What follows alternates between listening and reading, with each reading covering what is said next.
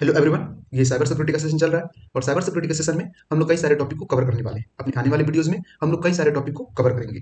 लेकिन आज हम लोग किस टॉपिक को डिस्कस करने वाले हैं? आज हम लोग पाइथन को डिस्कस करने वाले हैं और पाइथन में भी आज हम लोग देखने वाले हैं why we need Python topic को। पाइथन का जरूरी क्यों पड़ा? अब व्हाई वी नीड पाइथन में ये वीडियो नंबर थर्ड है, वीडियो नंबर 6 का ये वीडियो नंबर थर्ड है। तो वीडियो नंबर 6 का वीडियो नंबर फर्स्ट और सेकंड पहले ही hacker@wizard चैनल के ऊपर अपलोड किया जा चुका है। मतलब मेरा चैनल है उसके ऊपर अपलोड किया जा चुका है। आप चाहे तो जाकर के एक्सेस कर सकते हैं। पाइथन फॉर साइबर सिक्योरिटी वाले प्लेलिस्ट में अवेलेबल है।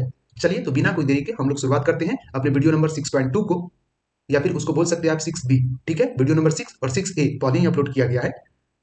वीडियो नंबर 6 का वो फर्स्ट और सेकंड पार्ट। तो चलिए बिना कोई टाइम वेस्ट किए हुए हम लोग शुरुआत करते हैं, आते हैं अपने कंप्यूटर स्क्रीन के ऊपर, डिस्कस करते हैं हम लोग आज के टॉपिक को। हम लोग अपने कंप्यूटर स्क्रीन पे आ चुके हैं। कंप्यूटर स्क्रीन पे आने के बाद सबसे पहले हम लोग डिस्कस कर लेते हैं आज के टॉपिक को। आज का हमारा टॉपिक क्या है? आज का हमारा टॉपिक है इंट्रोडक्शन ऑफ पाइथन। और इंट्रोडक्शन ऑफ पाइथन में आज हम लोग डिस्कस करने वाले हैं why we need Python topic को। वाई वी नीड पाइथन का ये थर्ड पार्ट है। इससे पहले वीडियो नंबर 6 में why we need Python topic के अंदर हम लोग 2 पार्ट को डिस्कस कर चुके हैं और 2 पार्ट इसका पहले ही अपलोड किया गया है यूट्यूब के ऊपर। ये इसका थर्ड पार्ट है। वीडियो नंबर 6 का 6.2 है। वीडियो नंबर 6 का 2 पार्ट पहले ही अपलोड हो चुका है। ये 6.2 है। वीडियो नंबर 6 और वीडियो नंबर 6.1 पहले ही अपलोड किया गया है। ये वीडियो नंबर 6.2 है। इससे पहले हम लोग कंपाइलर, इंटरप्रेटर, उसके साथ साथ टाइप ऑफ लैंग्वेज और टाइप ऑफ लैंग्वेज में मशीन लैंग्वेज को हम लोग देख चुके हैं। आज हम और मशीन लैंग्वेज के साथ साथ हम लोग असेंबली लैंग्वेज को भी देख चुके हैं। आज हम लोग बात करने वाले हैं प्रोग्रामिंग लैंग्वेज के बारे में कि प्रोग्रामिंग लैंग्वेज क्या होता है। इसके बारे में हम लोग थोड़ा सा डिस्कस करेंगे। उसके साथ साथ हम लोग आज स्क्रिप्टिंग लैंग्वेज को भी देख लेंगे। और टाइम अगर बचा या फिर टाइम अगर ज़्यादा लंबा वीडियो नहीं होगा, वीडियो का टाइमिंग अगर कम होगा, तो हम लोग मार्कअप लैंग्वेज को भी कवर कर लेंगे उसके साथ साथ। चलिए तो आज के टॉपिक को हम लोग शुरू करते हैं। आज के टॉपिक को हम लोग डिस्कस करते हैं। अगर हम प्रोग्रामिंग लैंग्वेज की बात करें तो प्रोग्रामिंग लैंग्वेज में सबसे पहले हम लोग फर्स्ट लाइन को देख लेते हैं। फर्स्ट लाइन में क्या है? A language that have their own syntax, structure and command that must be follow the right valid program called programming language. अब अभी तक हम आपको जो भी लैंग्वेज बताए थे, चाहे वो मशीन लैंग्वेज हो, असेंबली लैंग्वेज हो, इसमें इससे पहले वाले वीडियो में जो भी हम आपको बताए थे, प्रोग्रामिंग लैंग्वेज उससे काफ़ी ईजी होता है। इसका सिंटेक्स लिखने का, इसका जो स्ट्रक्चर होता है, कोड करने का जो इसका स्ट्रक्चर होता है, चाहे वो कमांड हो, ये जितने भी चीज़ है प्रोग्रामिंग लैंग्वेज में काफ़ी ईजी होता है, काफ़ी आसान होता है। और प्रोग्रामिंग लैंग्वेज का सिंटेक्स करता क्या है? तो एक प्रॉपर वे में इसको स्ट्रक्चराइज्ड फॉर्म में, मतलब एक स्ट्रक्चर वे में कोड किया जाता है।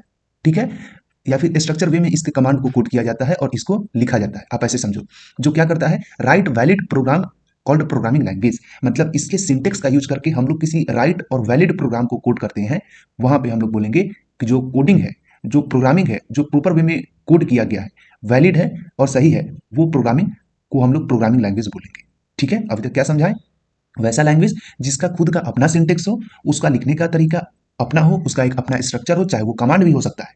अब वही कोड करने का तरीका, वही लिखने का तरीका सही भी हो, वैलिड भी हो, उसी को हम लोग बोलेंगे प्रोग्रामिंग लैंग्वेज। और काफ़ी ईजी हो, कंपैटिबल हो, प्रोग्रामर के लिए समझने में काफ़ी आसान हो, रिलायबल हो, as compare to assembly language as well as machine language. Machine language और असेंबली लैंग्वेज से काफ़ी ईजी हो समझने में, पढ़ने में प्रोग्रामर को, उसको हम लोग बोलेंगे प्रोग्रामिंग लैंग्वेज। अब हम बात करते हैं नेक्स्ट लाइन की। नेक्स्ट लाइन में क्या है? नेक्स्ट लाइन में है, it use to create software application and control computer system, automation task and express logic as well as reasoning. कहने का मतलब क्या है? कहने का मतलब है प्रोग्रामिंग लैंग्वेज का हम लोग यूज कहाँ पे करते हैं? प्रोग्रामिंग लैंग्वेज का यूज हम लोग सॉफ्टवेयर एप्लीकेशन को क्रिएट करने के लिए करते हैं। अब यहाँ पे सॉफ्टवेयर एप्लीकेशन से आप समझो सॉफ्टवेयर ऐप, किसी भी ऐप को क्रिएट करने के लिए, या फिर कंप्यूटर के ऊपर, सिस्टम के ऊपर अपने कंट्रोल को बनाए रखने के लिए, या फिर अपने कंट्रोल को बनाने के लिए हम लोग प्रोग्रामिंग लैंग्वेज का यूज करते हैं। टास्क को ऑटोमेट करने के लिए प्रोग्रामिंग लैंग्वेज का यूज करते हैं। उसके साथ साथ प्रोग्रामिंग लैंग्वेज की मदद से हम लोग कई सारे logical as well as reasoning को परफॉर्म करते हैं। लॉजिकल या फिर रीजनिंग एक्सप्रेशन को हम लोग किसके ऊपर परफॉर्म करते हैं, किसके मदद से परफॉर्म करते हैं? तो अपने सिस्टम के ऊपर सॉफ्टवेयर की मदद से परफॉर्म करते हैं प्रोग्रामिंग लैंग्वेज का यूज करके। अब हम लोग बात करते हैं नेक्स्ट लाइन की ओर। नेक्स्ट लाइन क्या है? Programming language is the set of rule and symbol that instruct a computer to perform a specific task and generate .exe file when the program is compiled link with window OS। कहने का मतलब क्या है? अब हम आपको compiler के case में बताए थे कि कंपाइलर हमेशा करता क्या है? .exe फाइल को जनरेट करता है। तो वही चीज हम बता रहे हैं। ठीक है, अब प्रोग्रामिंग लैंग्वेज होता क्या है, एक सेट ऑफ रूल और सिंबल, एक तरह का सेट होता है, एक रूल का सेट करने का मतलब ऐसे मत समझो, एक नियम, एक रूल, एक प्रॉपर मैनर, उसमें हम लोग किसी भी कोडिंग को लिखते हैं, उसको हम लोग बोलेंगे सेट ऑफ रूल। किसी रूल के अंदर हम लोग इस नियम के अंदर रह करके हमको कोडिंग करना है, उसी को बोलेंगे सेट ऑफ रूल। तो प्रोग्रामिंग लैंग्वेज एक तरह का सेट ऑफ रूल और सिंबल है, जिसके इंस्ट्रक्शन को फॉलो करके हम लोग कोड को लिखते हैं, और वही इंस्ट्रक्शन के थ्रू हम लोग किसी स्पेसिफिक टास्क को परफॉर्म करते हैं, और वो स्पेसिफिक टास्क जब परफॉर्म होता है तो वो अपने साथ क्या करता है, एक .exe फाइल को जनरेट करता है। व्हेन प्रोग्राम इज कंपाइल्ड और link with window operating system, जब प्रोग्राम कंपाइल हो जाएगा, फिर से यहाँ पे कंपाइलर का ही बात आ रहा है, क्योंकि यहाँ पे प्रोग्राम को कंपाइल किया जा रहा है, ये याद रखना है। वैसे भी most of the programming language क्या होता है, कंपाइल बेस्ड लैंग्वेज होता है। तो जब प्रोग्राम कंपाइल हो जाएगा तो वहां पे .exe फाइल जनरेट होगा विंडो ऑपरेटिंग सिस्टम में। अभी तक हम क्या समझाएं कि प्रोग्रामिंग लैंग्वेज एक तरह का सेट ऑफ रूल है, एक तरह का सेट ऑफ रूल के साथ साथ उसमें हम लोग कई सारे सिंबल्स का यूज करते हैं। सेट ऑफ रूल और सिंबल का फॉलो करते हुए हम लोग प्रोग्रामिंग लैंग्वेज में किसी इंस्ट्रक्शन को कोड करते हैं, कंप्यूटर के ऊपर, सिस्टम के ऊपर, किसी सॉफ्टवेयर के ऊपर, जिससे होता क्या है, तो एक स्पेसिफिक टास्क परफॉर्म होता है, स्पेसिफिक टास्क जनरेट होता है, और उसके साथ साथ, उस स्पेसिफिक टास्क के साथ साथ अपने आप .exe फाइल जनरेट होता है। और वो .exe फाइल कब जनरेट होगा, जब हम लोग विंडो ऑपरेटिंग सिस्टम से लिंक होंगे, तब जनरेट होगा। हमारा प्रोग्राम, हमारा दिया हुआ इंस्ट्रक्शन टास्क जब कंपाइल किया जाएगा, लिंक हो जाएगा विंडो ऑपरेटिंग सिस्टम से, तो वहां पे .exe फाइल जनरेट होगा। अब हम लोग बात करते हैं नेक्स्ट लाइन की। आई होप कि आपको इतना क्लियर हो गया होगा। इसी को थोड़ा सा और हम लोग डिटेल में देख लेते हैं। चलिए, प्रोग्रामिंग लैंग्वेज को और भी हम लोग डिटेल में और भी अच्छे कंसेप्ट के साथ देख लेते हैं, ताकि आपका बेस और भी स्ट्रांग हो सके। तो सबसे पहले हम लोग नेक्स्ट लाइन से शुरू करते हैं।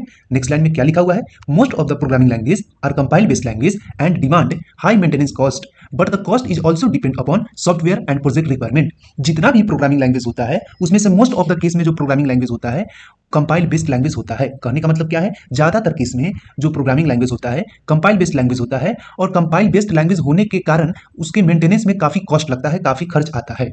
तो कंपाइल बेस्ड लैंग्वेज में काफी कॉस्ट लगता है, काफी खर्च आता है, किसके लिए, उसको मेंटेन करने के लिए। अब लैंग्वेज को मेंटेन करना मतलब उस लैंग्वेज से जो सॉफ्टवेयर को, उस लैंग्वेज से जो प्रोजेक्ट को तैयार किया गया है, उस प्रोजेक्ट को भी तो मेंटेन करना पड़ता है। उसमें बग, मालवेयर, वायरस, किसी तरह का कोई भी चीज है तो उसको दूर करने में पैसा लगता है, उसको दूर करने में कॉस्ट लगता है। ठीक है, तो उसी मतलब वही चीज यहाँ पे मेंशन किया हुआ है कि मोस्ट ऑफ द केस में जो प्रोग्रामिंग लैंग्वेज होता है, कंपाइलर बेस्ड लैंग्वेज होता है, और जितना भी सॉफ्टवेयर प्रोजेक्ट होता है, या फिर जो भी हम लोग कोई भी चीज क्रिएट करते हैं, गेम, ऐप, एप्लीकेशन, उसमें किसी भी तरह का कोई भी एरर होता है, कोई भी मालवेयर, वायरस आता है, या फिर उसको मेंटेनेंस करने में जो कॉस्ट आता है काफी हाई होता है।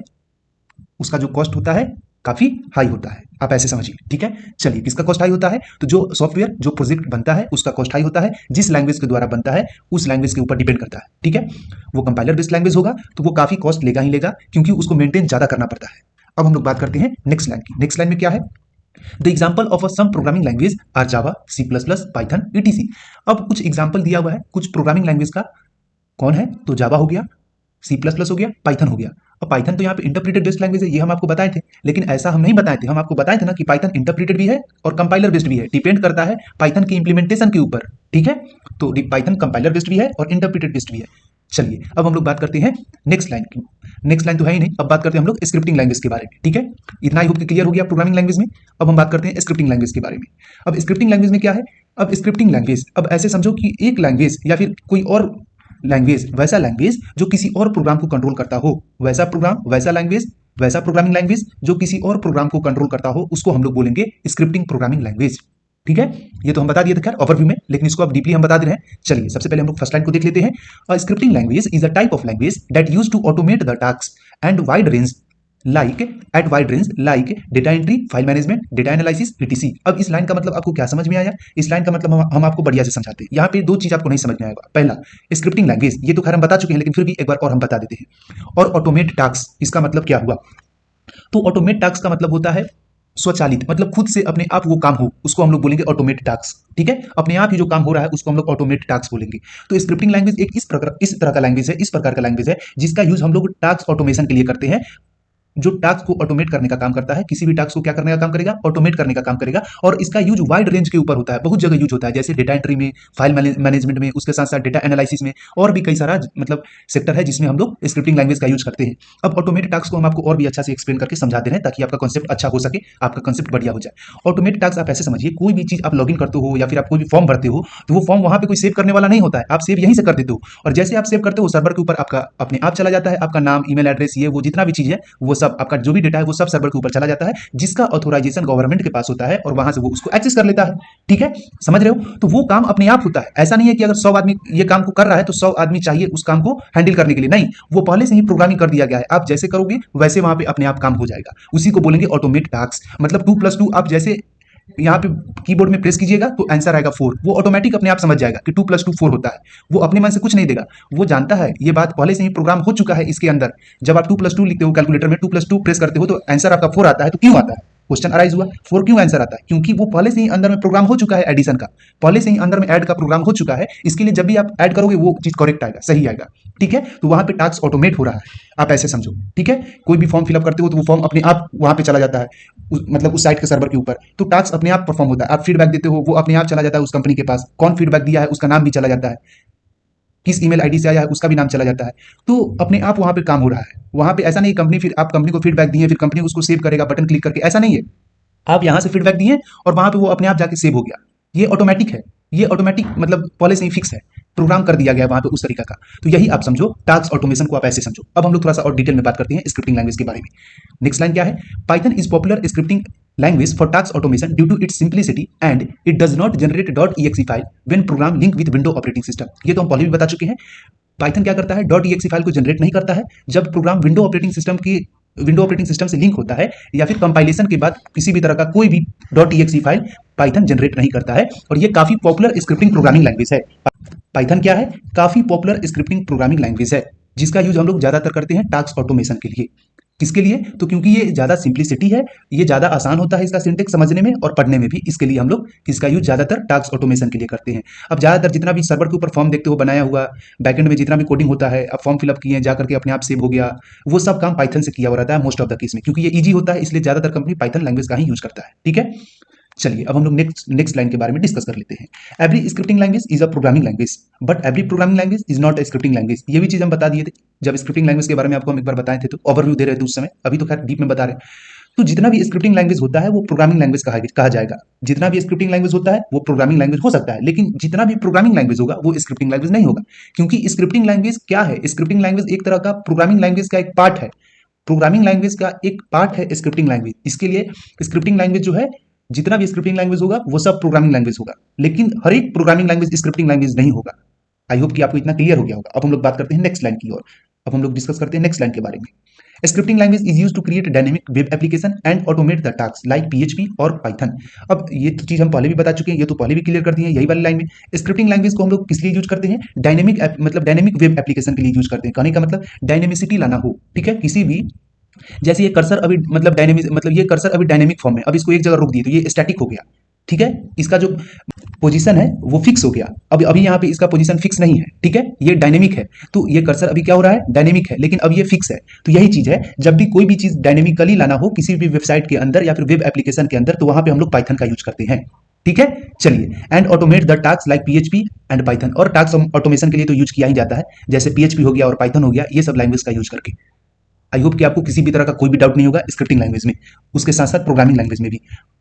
अब हम लोग डिस्कस कर लेते हैं किसके बारे में? अब हम लोग डिस्कस कर लेते हैं थोड़ा सा और भी डिटेल में स्क्रिप्टिंग लैंग्वेज के बारे में, ताकि आपका कॉन्सेप्ट क्लियर हो सके। स्क्रिप्टिंग लैंग्वेज में फर्स्ट वाला लाइन क्या है? फर्स्ट वाला लाइन है, the syntax of scripting language is easier to understandable as compare to programming language. Scripting language का मोस्ट ऑफ द केस में, ज्यादातर केस में स्क्रिप्टिंग लैंग्वेज का जो सिंटेक्स होता है काफी इजी होता है प्रोग्रामिंग लैंग्वेज के कंपेरिजन में। प्रोग्रामिंग लैंग्वेज के कंपेरिजन में स्क्रिप्टिंग लैंग्वेज का सिंटेक्स क्या होता है? बहुत ही ज्यादा इजी होता है। अब हम लोग बात करते हैं नेक्स्ट लाइन की। नेक्स्ट लाइन में क्या है? Most of the scripting language are interpreted based language that use to control other programming language. Most of the scripting language जो होता है इंटरप्रेटेड बेस्ड लैंग्वेज होता है, जो करता क्या है? तो किसी और प्रोग्रामिंग लैंग्वेज को कंट्रोल करने का काम करता है। आई होप कि आपको इसमें किसी भी तरह का कोई भी डाउट नहीं होगा, किसी भी तरह का कोई भी प्रॉब्लम नहीं होगा। मार्कअप लैंग्वेज को हम लोग नेक्स्ट वीडियो में कवर करेंगे। वीडियो का टाइमिंग काफी हो गया है, तो ज्यादा लॉन्ग वीडियो भी नहीं बनाने का हम कोशिश करते हैं। नेक्स्ट वीडियो में हम लोग कवर कर लेंगे मार्कअप लैंग्वेज को। अभी तक हम लोग क्या क्या कवर कर लिए हैं? अभी तक हम लोग स्क्रिप्टिंग लैंग्वेज, उसके साथ साथ प्रोग्रामिंग लैंग्वेज, उसके साथ साथ हम लोग असेंबली लैंग्वेज को कवर कर चुके हैं। असेंबली लैंग्वेज के साथ साथ हम लोग मशीन लैंग्वेज भी देख चुके हैं। अगर आप इस वीडियो को पहली बार देख रहे हैं तो मेरा रिक्वेस्ट रहेगा कि इससे जितना भी प्रीवियस वीडियो इससे पहले जितना भी प्रीवियस वीडियो बन चुका है उसको आप जरूर देखिए ताकि आपका कॉन्सेप्ट अच्छे से क्लियर हो सके। अदरवाइज आप स्क्रीनशॉट लेकर के इसको खुद पढ़ने की कोशिश कीजिए, ठीक है। चलिए, तो अभी तक हम लोग कितने टॉपिक को कंप्लीट कर लिए हैं? अभी तक हम लोग क्या कर लिए हैं? 5 टॉपिक को कंप्लीट कर चुके हैं। अभी भी 5 मिनट टॉपिक कंप्लीट नहीं हुआ है, अभी भी हम लोग का 5 मिनट टॉपिक में कुछ टॉपिक बाकी है जिसको कंप्लीट करना है, जैसे कि आपका मार्कअप लैंग्वेज हो गया, स्टाइल शीट लैंग्वेज हो गया, ये सभी लैंग्वेज बाकी है। तो नेक्स्ट वीडियो में हम लोग डिस्कस करेंगे मार्कअप लैंग्वेज के बारे में, स्टाइल शीट लैंग्वेज के बारे में, क्वेरी लैंग्वेज के बारे में, उसके साथ साथ डोमेन स्पेसिफिक लैंग्वेज वगैरह के बारे में भी डिस्कस करेंगे। तो चलिए, इसका स्क्रीनशॉट आप ले लीजिए और इसको खुद से भी पढ़ने की कोशिश कीजिए। तब तक वीडियो को यहीं टर्मिनेट करते हैं and thanks to you to give your valuable time on this video. I hope कि आपको किसी भी तरह का कोई भी डाउट ना हो टॉपिक से रिलेटेड। अगर कोई भी डाउट होता है आप कमेंट सेक्शन में मैसेज कीजिए, उसका रिप्लाई आपको 4 to 5 आवर के अंदर मिल जाएगा। चलिए, अब हम लोग बात करते हैं अपने टॉपिक के बारे में कि हम लोग नेक्स्ट वीडियो में किस टॉपिक के बारे में डिस्कस करेंगे। नेक्स्ट वीडियो में हम लोग स्टाइल शीट लैंग्वेज उसके साथ साथ मार्कअप लैंग्वेज को डिस्कस कर लेंगे। ये वीडियो को यहीं पे टर्मिनेट करते हैं क्योंकि वो दोनों लैंग्वेज एक साथ बताएंगे तो आपको काफी अच्छा से समझ में आएगा, ठीक है। इसके लिए यहीं पे वीडियो को हम अभी टर्मिनेट कर देते हैं, ठीक है, क्योंकि दोनों एक दूसरे से मिलता है। HTML, CSS, बूट स्टेप, ये सब चीज एक ही लैंग्वेज है। एक ही लैंग्वेज नहीं है, एक मार्कअप है और एक आपका स्टाइल शीट है। तो दोनों एक साथ बताएंगे तो आपको ज्यादा समझ में आएगा। इसके लिए नेक्स्ट वीडियो में हम उसके बारे में बात करेंगे। चलिए, तो वीडियो को इसी में टर्मिनेट करते हैं इसी समय। और जब भी आपको वीडियो नंबर 6 का कोई भी पार्ट ढूंढने में परेशानी हो कि वीडियो नंबर 6 का हमको फर्स्ट पार्ट सेकंड पार्ट नहीं मिल पा रहा है, तो डिस्क्रिप्शन में दिया हुआ है लिंक, आप प्रीवियस वीडियो भी देख सकते हैं और इसका नेक्स्ट वीडियो भी देख सकते हैं, ठीक है। चलिए, तो bye bye, take care, have a nice day, see you. मिलते हैं नेक्स्ट वीडियो में, बात करेंगे नेक्स्ट वीडियो में स्टाइल शीट और मार्कअप लैंग्वेज के बारे में। आई होप कि आपको प्रोग्रामिंग लैंग्वेज उसके साथ साथ स्क्रिप्टिंग लैंग्वेज समझ में अच्छे से आ गया होगा। चलिए, तो bye bye, take care, see you, have a nice day. Again मिलते हैं फिर नेक्स्ट वीडियो में।